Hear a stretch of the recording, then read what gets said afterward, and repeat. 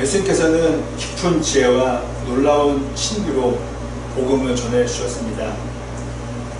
그래서 그 복음 사역을 하시면서 바로 사람들에게 많이 알려지게 되어서 유명 인사가 되었습니다. 이처럼 지금도 마찬가지죠. 예전에도 마찬가지일 것 같습니다.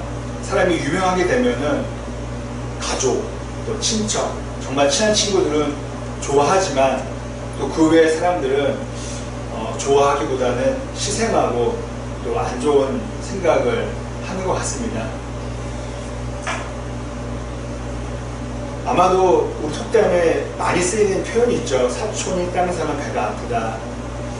아마 저와 여러분들의 인간적인 어쩔 수 없는 모습이라고 생각을 합니다. 하지만 지난주에도 말씀드렸고 제가 앞으로도 계속해서 말씀드리는 내용은 이것입니다.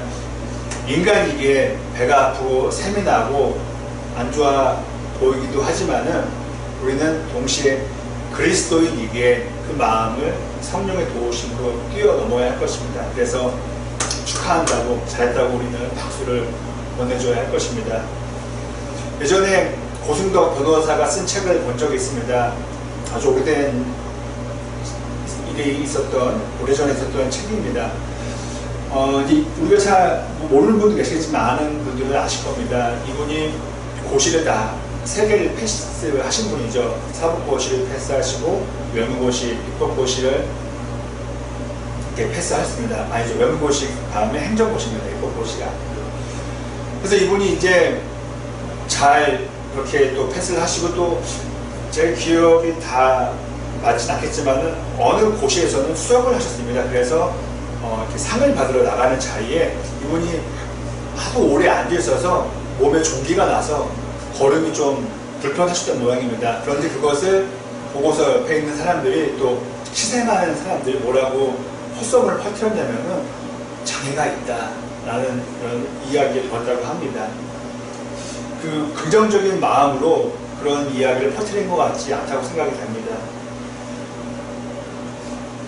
물론 사람이기에 나는 한 개도 패스 못했고 내 아들은 계속해서 시험 준비하고 있는데 누구는 한 개도 아닌 3개를 패스하고 앞길이 창창 열렸다면은 역시 속이 좀 뒤틀리는 마음이 들 수도 있을 것입니다. 하지만 거듭 말씀드린다면은 만약 우리가 그 자리에 있었던 사람들이라면은 그리스도인이기에 당연히 우리는 축하를 해야 할 것입니다. 설령 믿음이 아직 온전하지 않고 신앙이 깊지 않아서 축하까지는 못하더라도 그런 좋은 자리에서 나쁜 마음은 먹어서는 안 될 것입니다. 오늘 형제님이 기도해 준 것처럼 세상에서 어떤 빛을 발하지 못하더라도 세상을 회방 놓는 사람이 되어서는 안 될 것입니다. 다시 말씀으로 돌아와서 이야기를 전해드리겠습니다. 예수님의 고향은 나사렛이었고 예수님께서는 그곳으로 오셔서 말씀을 전하셨습니다. 그 장소는 회당, 지구로 말하면 교회입니다. 예수님께서는 구약의 말씀 이사야서를 읽어주신 후에 짧은 메시지를 전해주셨습니다. 사람들은 그 짧은 메시지에 큰 은혜를 받았습니다. 다들 놀랐던 것이죠. 하지만은 예수님이 누군지를 고향 사람들은 잘 알고 있었기 때문에 그들은 정말 이런 반응을 보였을 것 같습니다. 어떻게 저 사람이, 저 청년이 저런 깊이 있는 설교를 할까? 그리고 성경에는 사람들이 놀랐다고 나옵니다. 그런데 내용을 전체적으로 보면은 그 놀라는 반응이 긍정적인 놀라움이 아니라 부정적인 놀라움입니다. 뭐야? 저 사람이 저걸 해? 이런 것이죠.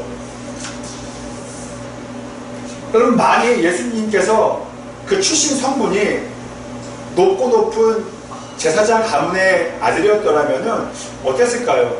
그리고 종교인이 아니더라도 꽤 신분이 높은 집안의 자녀였더라면 어땠을까요? 많이 배운 사람이었으면 어땠을까요? 아마 제 생각에는 많은 사람들이 아마 고개를 끄덕였을 것 같습니다. 설교 드리면서 역시 그 할아버지 그 아버지의 아들이구나. 그리고 역시 신약 공부를 많이 한 사람은 다르구나. 랍비에게 배운 사람은 다르구나. 이렇게 고개를 끄덕였을 것입니다. 하지만 예수님의 집안은 노동자 계급의 목수, 요셉의 아들이었고 예수님도 목수의 일을 하셨습니다. 그랬기에 사람들은 요셉의 아들 아니야? 라고 하면서 고개를 저었던 것이죠. 여기서 우리는 사람들의 잘못된 이런 두 가지 잘못된 모습 가운데서 우리는 두 가지를 발견할 수 있습니다. 먼저는 익숙함의 문제였습니다. 잘 아는 것의 문제였던 것입니다. 어린 시절부터 꼬마 아이 시절부터 예수님은 잘 알고 있었기에 사람들은 예수님을 바라보면서 그 30세 혹은 31세 청년을 바라보면서 하나님의 아들 그리스도다, 메시아다 라는 생각은 상상도 못했겠죠. 그것을 바라지 않더라도 그런 말씀을 잘 전하신 예수님을 향해서 정말 새 요한처럼 훌륭한 설교자다, 복음 전도자다 라는 생각도 그들은 하지 못했던 것입니다. 저는 외국에서 오는 친척분들과 손님들을 이렇게 맞이한 적이 몇 번 있습니다. 외국에 사는 이민자 분들이죠. 그런데 그분들의 공통적인 모습 중에 하나는 한국에 오셔서 가고 싶어하는 곳이 정해져 있습니다. 물론 많지는 않겠지만요. 그 중에 제가 좀 개인적으로 놀랐던 것 중에 하나가 바로 동대문 시장이었습니다. 동대문 시장은 당연히 유명하지만은 명품이 싸게 파는 그런 아울렛 매장이 아니지 않습니까? 물론 패셔너블한 제품이 많이 있긴 하지만은 저희가 동대문 시장을 가고 싶어서 막 손꼽아 기다리지는 않지 않습니까? 그리고 동대문 쪽에 사셨던 분, 저는 개인적으로 그 근방에 살아서 많이도 지나다녔습니다. 동대문을요. 그런 사람들에게는 동대문 시장이 그렇게 썩 매력적인 장소로 여겨지지는 않을 것입니다. 하지만은 외국에 거주하시는 분들에게는 TV에서 본 그곳 한 번쯤은 가고 싶어 한다는 것입니다. 정말 꼭 한 번 가시더라고요. 이런 현상은 다른 나라에도 똑같다고 생각합니다. 누군가에게는 정말 어느 날부터 보고 싶었던 건축물이고 동상이지만은 그 지역에 사는 분들에게는 뻔한 거 아닌가? 이런 익숙함에 의한 반응이 보여질 때가 있습니다. 오늘 본문을 저희들에게 적용했을 때 이 익숙함이라는 문제에 있어서, 이 복음의 익숙함이라는 문제에 있어서 가장 잘 노출되고 빠지기 쉬운 사람이 있다면 바로 그 사람은 저일 것입니다.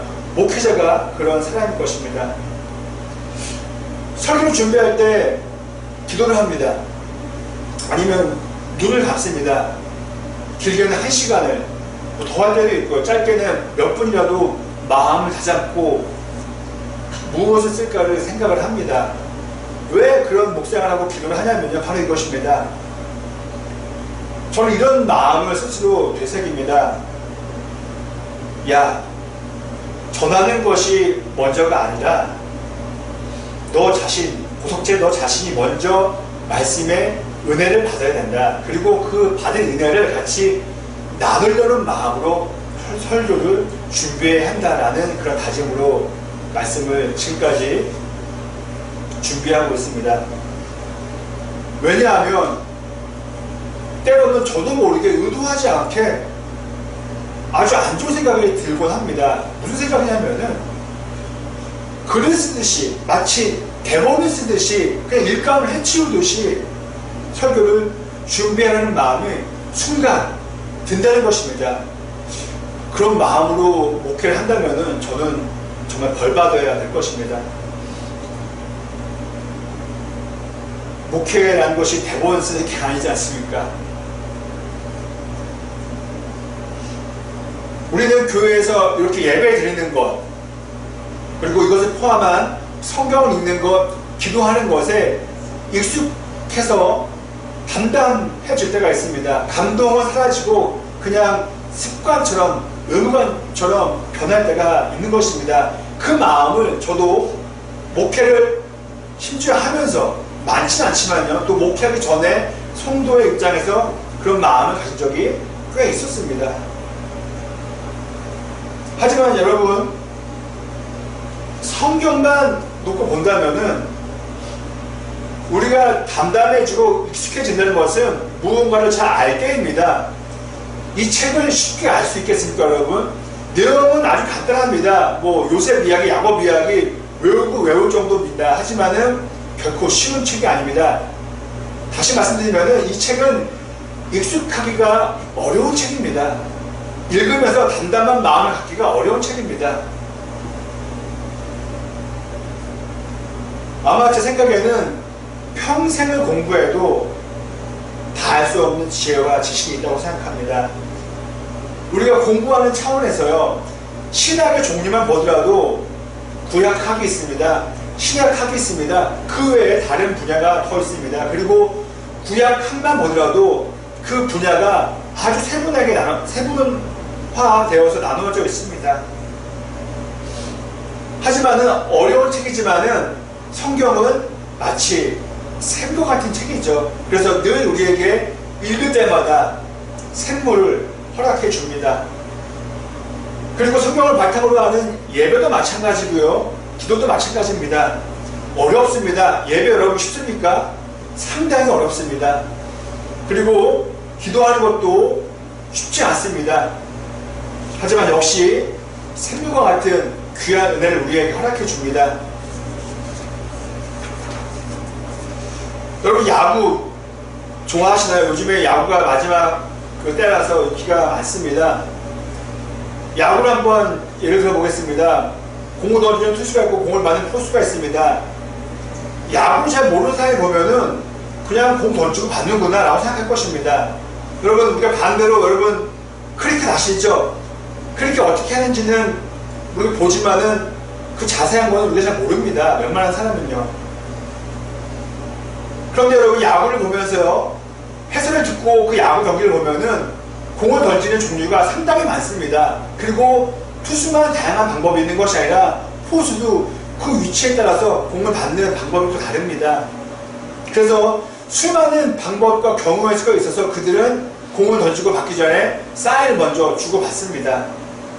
저는 우리의 신앙생활도 이와 다르지 않다고 생각합니다. 단순한 것 같아요. 그냥 주일이구나, 일요일이구나, 교회 가야지, 뭐 어떤 봉사해야지, 어떤 예물 드려야지, 몇 가지가 안 됩니다. 눈에 보이는 것은요. 하지만은 그 안에는 정말 다양한 것이 많이 있습니다.